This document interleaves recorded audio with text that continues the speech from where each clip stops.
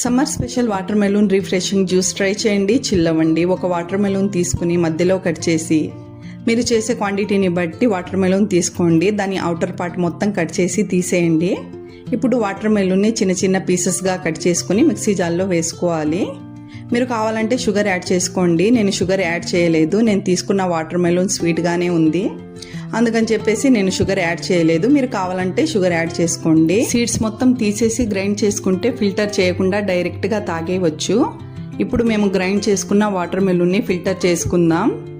Filter చేసుకున్న తర్వాత ఒక గ్లాస్ మగ్ తీసుకుని దాంట్లో కొన్ని ఐస్ క్యూబ్స్, చిన్న చిన్న ముక్కలుగా కట్ చేసుకున్న వాటర్ మెలూన్, ఒక స్పూన్ నానబెట్టుకున్న సబ్జా గింజలు, స్లైసెస్గా కట్ చేసుకున్న లెమన్ వేసుకోవాలి. ఇప్పుడు దీంట్లో ఫిల్టర్ చేసుకున్న వాటర్ మెలూన్ జ్యూస్ వేసి ఓసారి కలిపి తాగేయడమే.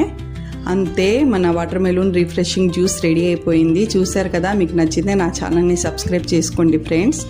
లైక్ అండ్ షేర్ చేయడం మర్చిపోకండి. Okay friends, bye.